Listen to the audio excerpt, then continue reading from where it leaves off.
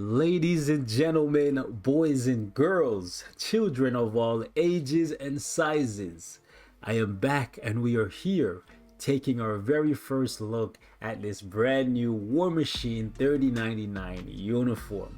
And I'm making this video early because I want to convince you guys that it is a really good idea that you put some crystals aside and save it for this uniform when it gets released in about 14 days.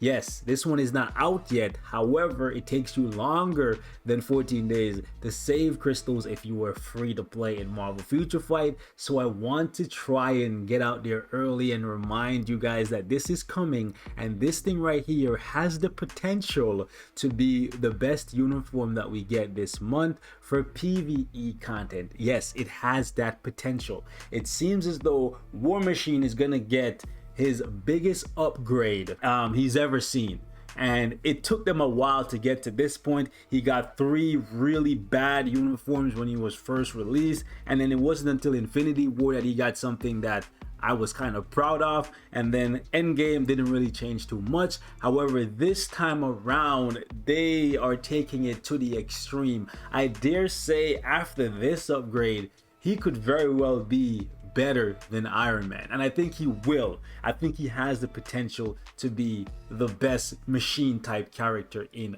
the game. It's crazy. He looks and feels like a war machine set on a warpath to kill everyone. This 3099 uniform is giving him some of the abilities that I was truly hoping to see either for Rescue or Hulkbuster. They put it right here on the War Machine uniform. I don't care who gets it as long as they got it. What am I talking about? In case you guys don't remember, when the sneak peeks first got released, I said it would be a really cool idea if they made it so that some of the machine type characters had a passive similar to what we saw right here for the Hulk type characters, where the Gamma allies, they get chain hit and extra damage to supervillain and superheroes. Now War Machine isn't necessarily getting that, but he's coming close to it. So let me show you what they're actually giving to this man, because it is absolutely fantastic, to be honest. So let's take a look at the new effects. First and foremost, his uniform bonus is giving him a flat 50% increase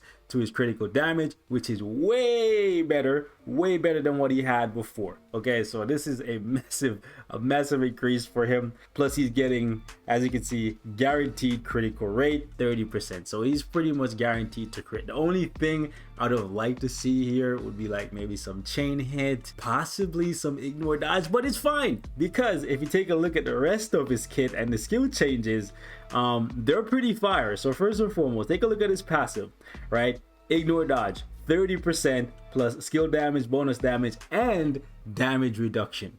I just want to remind you guys that previously on Dragon Ball Z, no, let me just go back to his team suit or his endgame suit, and I just want to remind you guys that this is what his tier 2 passive looked like before. Skill damage, bonus damage, that's it. So the ignore dodge is definitely helping him quite a bit there, plus the damage reduction is going to help him feel more like a tank and stay alive. Truly excited to play with him.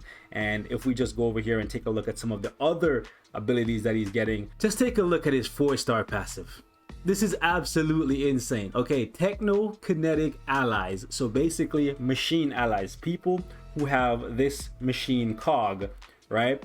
They get a massive buff. I just want to remind you guys, take a look at what he had before. Okay, 5% physical defense and immunity to stun. When you compare that, okay, let me just go back to what he had initially. Did they even change this passive before? Because I don't even remember what was on the base. Hello, game? Okay, there we go. I think it was the same. Yeah, it's the same thing. Yeah, it was nothing to write home about. So the fact that you're going from 5% physical defense all the way up to a 40% all attack buff, and then 40% all defense in addition to 30% more HP is absolutely insane. And this is value you can get even at tier 1. This is basically a leadership like Thanos's plus more HP as a 4-star passive for all machine type allies, meaning Rescue, Iron Man, Hulkbuster. And need I remind you guys that the new Hulkbuster uniform, which I mean to give you guys some gameplay on, right, also is giving out 35% more max HP. So you put these two together, that's a lot of extra HP that you're going to have. So if you're a big fan of War Machine, this guy really is coming ready, and it feels as though he's truly going to live up to his name this time around as a War Machine. So we have the Gatling gun skill, not too much on there. We'll take a look at what the animations look like because the skills actually look really good. Okay, second skill, just stun. Third skill though, check this out. Damage immunity, and we have accumulation. Now it's based on damage taken, and you know we love it when it's damage dealt, but it's fine because here's the thing, it's true damage accumulated and it's based on 15% of his max HP. The fact that you could put him with Hulkbuster, and with his 4-star passive he's also increasing his old max HP, that means there's a higher ceiling for his damage because he's just increasing his HP so much.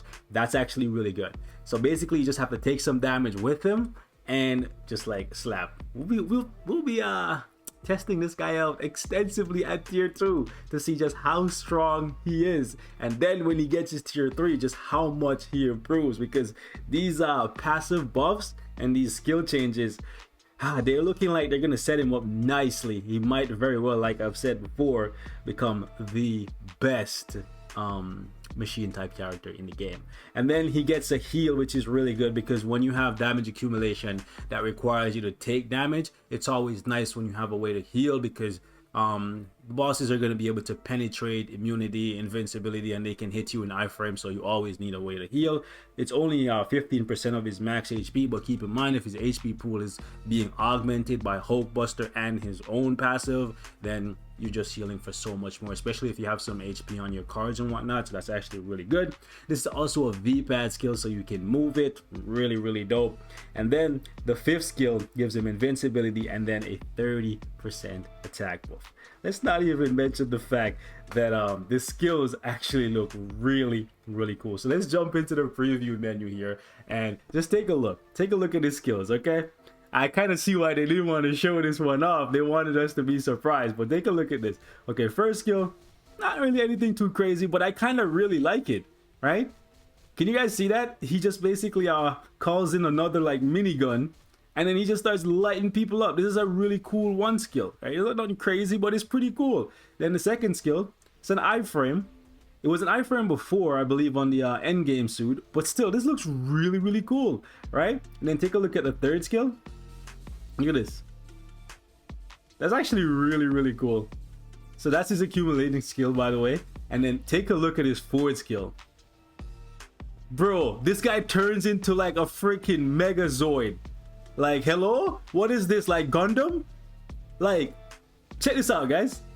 This man turns into a freaking Gundam and starts raining missile and death from above. Like, that is insane. And then his 5th skill, he calls in like this gun, and then he lights you up with this like, like laser beam. Like, it's crazy. But what's even more dope is the fact that he's proc friendly, because you can literally go 3 cancel, 5 cancel, and then 4. And if you look on, you can see that laser is still firing. Now, maybe because I'm in the 5th skill and so far away you can't see it, but if I just go 5 and then insta cancel it into 1 or something, look at the laser, it's still firing, right? So you don't need to stand in place to actually use his 5th skill. That's a choice that you can make if you want to flex, but you don't have to. And I feel like you would be wasting time, valuable time that you can use to do more damage. So basically his rotation is very proc friendly. He has lots of buffs and stuff, and I feel as though when he gets his tier 3, oh man, if that tier 3 hits any kind of hard, or if it's able to like help him charge up his accumulation faster, oh my gosh, it's gonna be filthy. Right, so just like I said, rotation for him, it looks like it's gonna be 3 insta cancel, 5 insta cancel into 4, and then you're just raining death and pain from above. It's also really cool that this is an iframe and you can basically just fly around.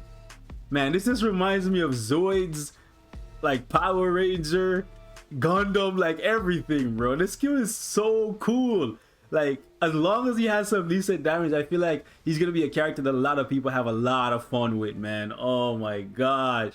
The only thing they didn't change is his leadership, but still, it's fine. He still had like a 30% attack leadership, so it's completely fine. I am super amped for War Machine, guys. Let me know how you guys are feeling in the comments, okay? He gets a passive buff that now makes it so that all the machine characters that we have in the game and the ones that we get in the future, their value is going to go up.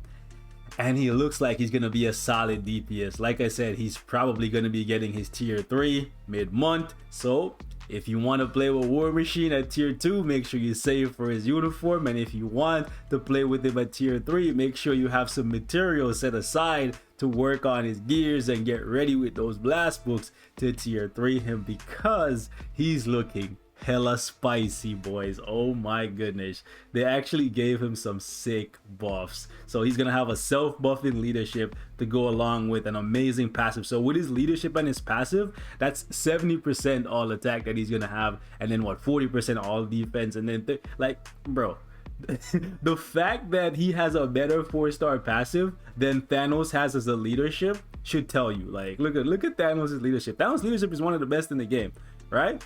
But they basically just swapped out the debuff duration for HP and then bumped it up by 4% and then put this on War Machine as a passive, which is actually insane, bro. So shout out to the Future Fight team. They actually look like they spent some time working on Rhodey and essentially making sure that last time and this time were not the same thing, because when it came to Infinity War and Endgame, many people felt like this was just like a new skin and not much change. His survivability remained the same, his DPS was about the same, but this time around I feel as though even if his damage is around the same, the fact that his playstyle is changing, his skills are really cool, and he offers a support passive, that is enough for this uniform to be worth looking at, and the value for it long term will be there, because if we get, even if he's not the strongest machine type character in the game, if we get a stronger machine type in the future, he can make that machine character even better because his passive